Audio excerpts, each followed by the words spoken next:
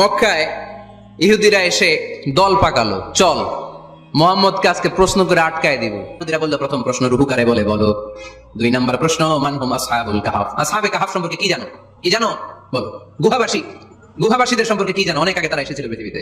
3 নম্বর প্রশ্ন, মান হুয়া যুলকারনাইন। আল্লাহ রাসূল সাল্লাল্লাহু আলাইহি ওয়াসাল্লাম বললেন, গাদান উজিবুকুম, আগামীকাল উত্তর দিব। ওরা আগামীকাল উত্তরের জন্য হাজির, কিন্তু ওহী আসে নাই, উনি বলতেও পারে না। বিশ্বনবী আবার বললেন, গাদান উজিবুকুম, আগামীকাল দেব। তারপরের দিন ইহুদিরা এসে হাজির, বিশ্বনবী উত্তর করতে পারেন না। বিশ্বনবী আবার বললেন, গাদান উজিবুকুম, আগামীকাল বলে দেব। আগামীকাল ওরা এসে হাজির, তৃতীয় দিনও তিনি পারেন না। এসে হাসাহাসি শুরু করছে, এই মক্কার লোকেরা দেখো, এই লোকটা এতদিন তোমাদেরকে ভুল বুঝাইছে, এই লোকটা এতদিন বলেছে তিনি নবী, তিনি যদি নবী হতো তিনি তো প্রশ্নের উত্তর করতে পারতো, পারে না কেন? পারে না কেন?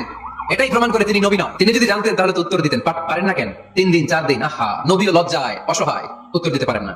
টানা 15 দিন, টানা কয়দিন ওহী আসে নাই, নবী উত্তরও দিতে পারে না। আল্লাহ রাসূল সাল্লাল্লাহু আলাইহি ওয়াসাল্লামের জন্য এত বিব্রতকর পরিস্থিতি আর কখনো ছিল না, কিন্তু উত্তর আসে না। এর কারণ নবী ইনশাআল্লাহ বলে নাই।